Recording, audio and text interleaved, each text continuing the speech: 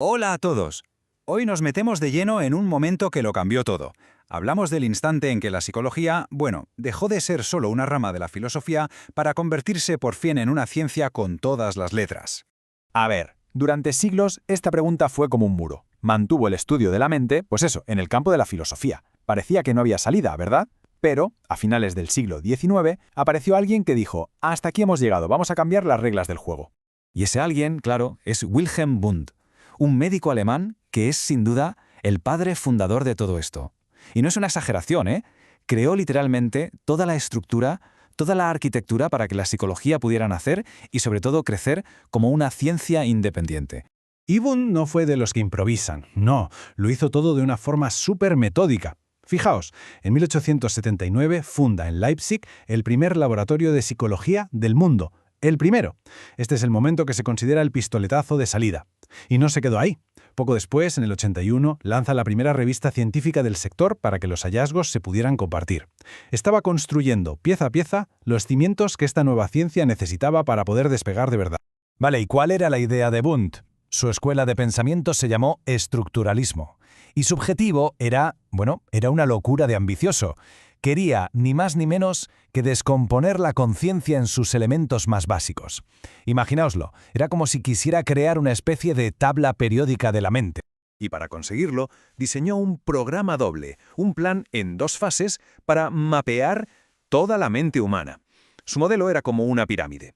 Empezaba por la base, por lo más simple, los elementos psíquicos básicos, como las sensaciones, y a partir de ahí iba subiendo, para entender cómo esas piececitas se juntan para formar cosas más complejas, hasta llegar a la cima, a los grandes productos culturales, como el lenguaje o los mitos.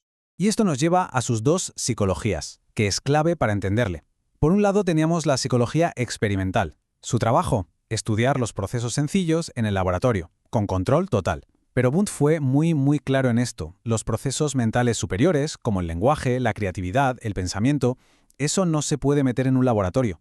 Para eso propuso otra cosa, la que llamó Psicología.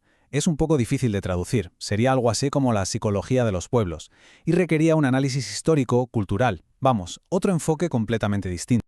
Pero, a ver, ¿qué era eso de la introspección experimental? Ojo que no nos imaginemos a alguien tumbado en un diván contando su vida. Nada que ver. Era un procedimiento científico súper estricto, muy pautado. Se presentaba un estímulo controlado, yo que sé, una luz, un sonido, y los observadores, que estaban entrenadísimos para esto, tenían que describir su experiencia más básica, la más inmediata, en bruto, sin interpretaciones. Las respuestas eran tan simples como sí, no, y medir el tiempo que tardaban en reaccionar. Y después de todo este proceso tan riguroso, Wundt llegó a una conclusión que era, en el fondo, muy simple. Dijo que toda la estructura de nuestra mente, por compleja que parezca, se construye solo con dos tipos de ladrillos. Por un lado, las sensaciones, o sea, los datos puros que nos llegan por los sentidos, y por otro, los sentimientos, que es ese toque emocional, subjetivo, que siempre va de la mano de cada sensación. Todo parecía encajar, ¿verdad? Un edificio perfecto. Pero, como suele pasar, no tardaron en aparecer las primeras grietas. Esas reglas tan estrictas de Wundt empezaron a generar oposición, y lo curioso es que las primeras rebeliones vinieron de su propia casa, de Alemania. Uno de los primeros en levantar la voz fue Hermann Ebbinghaus. Fue un desafío en toda regla, dijo básicamente Wundt se equivoca. Y argumentó que los procesos mentales superiores, como la memoria, precisamente uno de esos que Wundt dejaba fuera del laboratorio, sí que se podían estudiar experimentalmente. Y no se quedó en palabras, no.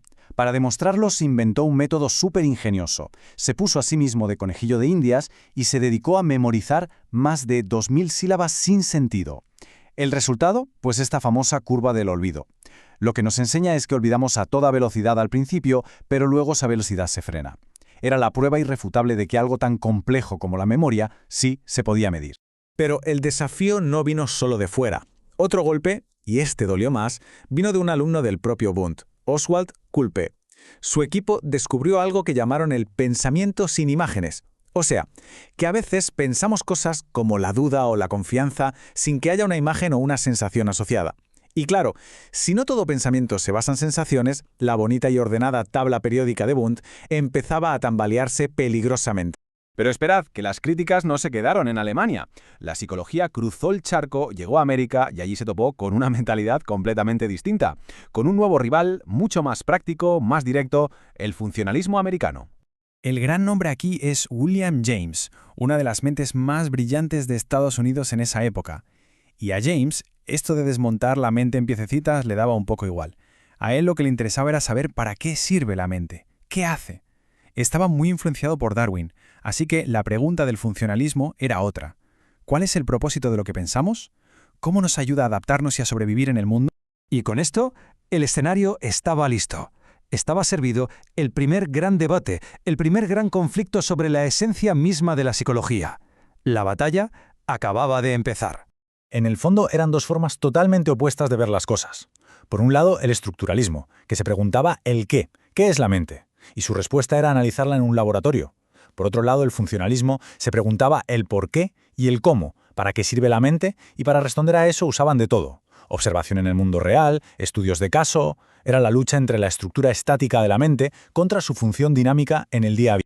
Y al final, ¿quién ganó? Pues bueno, el enfoque práctico del funcionalismo tuvo mucho más tirón, sobre todo en Estados Unidos. El estructuralismo, que era más teórico, más de laboratorio, se fue diluyendo hasta casi desaparecer. En cambio, el funcionalismo fue el que de verdad abrió el camino a lo que vendría después, a corrientes tan importantes como el conductismo o la psicología cognitiva.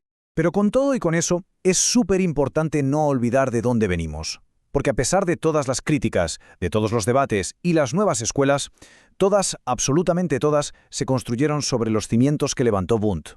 Su trabajo fue, sin duda, el tronco del árbol del que después salieron todas las demás ramas de la psicología. Y esto nos deja con una pregunta final que sigue flotando en el aire. ¿Por qué este debate entre estructura y función no es solo una anécdota de un libro de historia? No. Es una pregunta fundamental que, de una forma u otra, la psicología sigue explorando hoy. Así que ahí queda la pregunta. ¿Qué es más importante? ¿Saber de qué está hecha la mente o entender cómo y para qué funciona?